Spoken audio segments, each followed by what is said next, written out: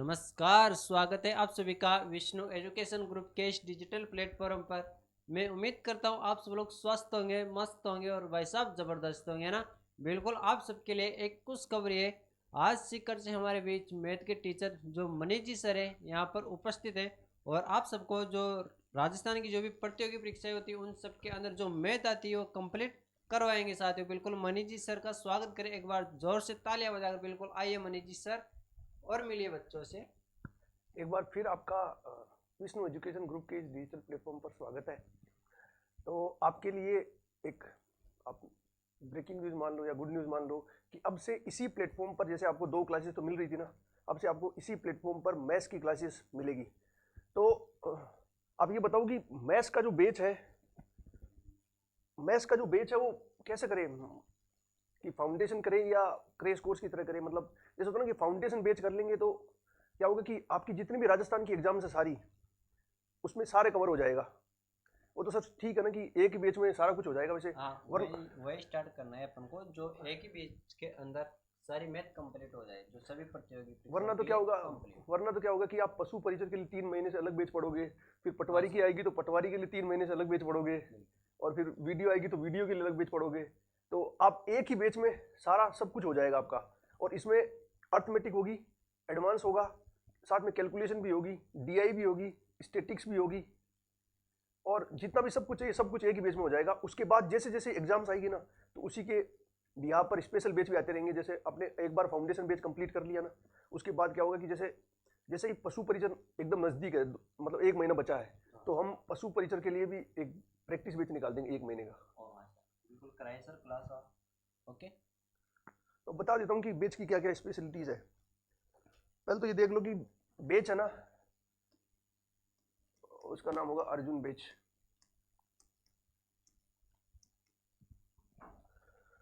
और ये जो अर्जुन बेच है ना, ये फाउंडेशन बेच होगा। फाउंडेशन बेच होगा इसमें। अब इसकी स्पेशलिटीज अगर आप देख ले तो इसमें क्या होगा कि एक तो होगी सारी जो है लाइव क्लासेस होगी। हम जो, और फिर है ना कि एक लैंग्वेज का इश्यू होता है ना, कि जैसे कि मोड ऑफ टीचिंग क्या होगा, मतलब तो इसमें लैंग्वेज होगी ना, वो बाईलैंग्वेज होगी।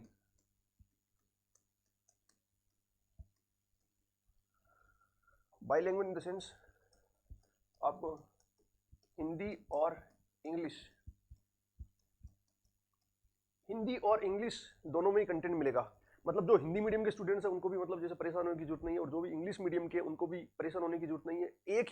एक ही बेच में ये सब कुछ होगा। फिर जो है इस बेच में क्या क्या होगा, इसमें देखो, फिर है कॉन्सेप्ट भी होगा और प्रैक्टिस भी होगी। देखो अगर आप कॉन्सेप्ट की बात करो ना, तो देखो,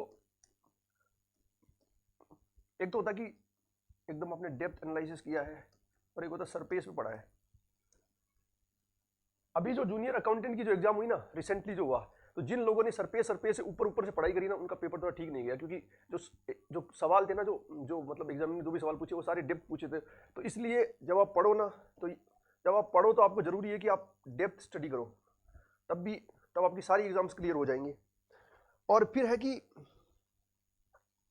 अभी क्या है ना कि, और वैसे तो है ना कि जैसे आप राजस्थान के स्टूडेंट्स है ना, तो आप ऐसे तो है नहीं कि मतलब एक ही एग्जाम की तैयारी करते हो, क्योंकि जैसे एलडीसी है ना 2018 में आई थी, अब 2024 हो गई, 6 साल हो गई, और अगली का एलडीसी पता नहीं कब आएगी, तो पता नहीं। तो होता नहीं कि जैसे, और वैसे ही तो ये एग्जाम्स है ना बहुत साल बाद आती है। तो आपको करना क्या है कि सारी एग्जाम्स, जैसे आप सारी एग्जाम्स का फॉर्म फिल करते हो ना, तो ये जरूरी है कि आप एक ही बैच है उससे आप पढ़ लो। अगर हर बैच लेते रहोगे, मतलब अगर ये एग्जाम्स एक साथ आने लग गई ना सारी, तो आप ऐसा तो हो नहीं सकता ना कि एक ही टाइम पर बहुत सारे बैच फॉलो कर लेंगे। आप सीईटी का बैच भी ले लेंगे, एलडीसी का भी ले लेंगे, रीट का भी ले लेंगे, पटवार इनका भी ले लेंगे। इसमें क्या होगा कि, और दूसरा है कि जो एक मेन जो प्रॉब्लम है ना, कि जो भी एस्पिरेंट्स है ना, मतलब जो भी तैयारी करने वाले लोग हैं, वो देखो ऐसा होता है ना कि वो 2 तरीके से प्रिपेयर करते हैं। या तो वो क्या करेंगे, एक तो वो क्या करेंगे कि वेल प्रिपेयर्ड करते हैं, मतलब जो होते हैं ना जो अच्छी अच्छी तैयारी करते हैं, और एक होता है ना कि जैसे जस्ट प्रिपेयर करते हैं।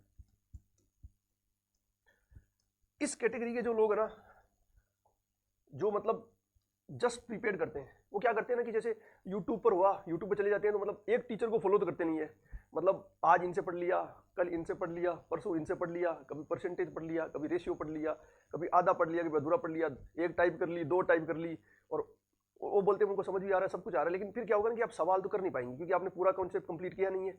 और फिर क्या होता है ना कि जैसे आजकल टेलीग्राम पे भी बहुत सारे ग्रुप्स बने हैं, तो उनमें क्विज भी होती है, तो वो भी अटेम्प्ट करते रहते हैं। अब कोई क्विज बनाने वाले जो भी एडमिन्स है, वो जरूरी थोड़ी है कोई सिलेक्टेड स्टूडेंट्स भी है, वो तो कोई रैंडम क्रिएट करते हैं, फिर वो कहते हैं हमारी प्रैक्टिस भी हो रही है।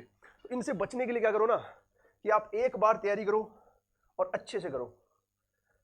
तैयारी में कुछ कुछ फॉर्मूलेज इंपॉर्टेंट है कि आप क्या करो, सिंगल एजुकेटर को फॉलो कर लो।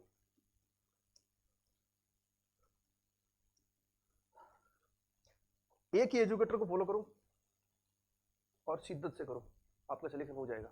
एक एजुकेटर से फॉलो करोगे तो मतलब आपको पता चलेगा किस टोन में पढ़ा रहे हैं, कैसा पढ़ा रहे हैं, तो वो सही रहेगा।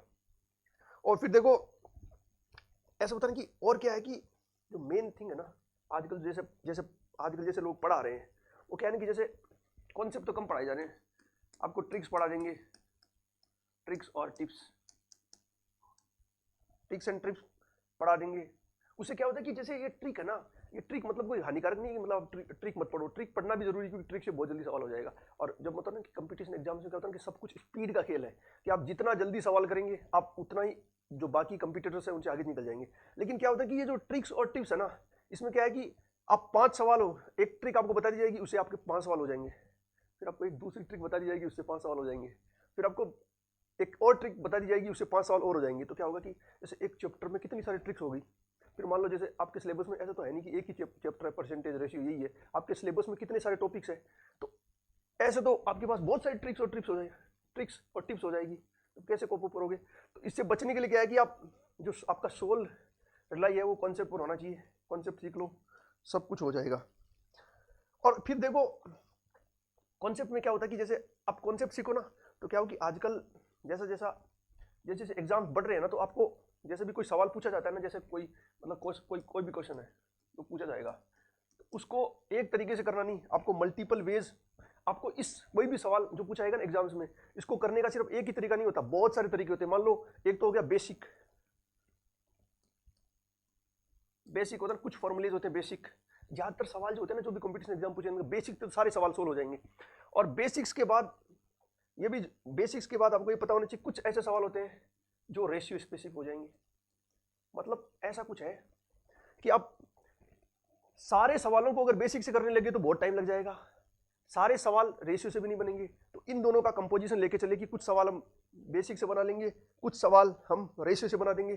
फिर कुछ तरीके ऐसे होते हैं, कुछ होता है लॉजिकल वेज होता नहीं, जैसे जैसे आप ज़्यादा कॉन्सेप्ट सीखेंगे, चीज़ों को और पढ़ेंगे, तो आपको पता चलेगा कि ना बेसिक की जरूरत है ना रेशियो की जरूरत है, कुछ ऐसे ही होती है ना, जैसे आप सवाल को देखेंगे और तुरंत पहचान जाएंगे बेसिक। और कुछ मान लो कभी ऐसा हो जाएंगे कि बेसिक से सवाल थोड़ा मतलब जैसे होता है लेंदी पड़ रहा है, रेशियो का हम यूज़ नहीं कर पा रहे, उस उस उस केस में आपको क्या करना है, एक टेक्निक और काम करती है, ऑप्शन एलिमिनेशन।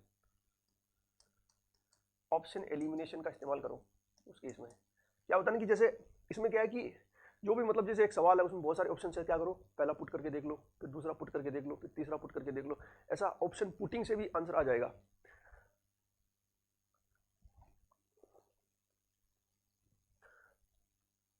तो इस बेच के बारे में अगर और बताऊं तो बेच जो है ना कि इस बेच में और क्या होंगे, अगर आप इस बेच में और देखें ना, तो जो अपना अर्जुन बेच है,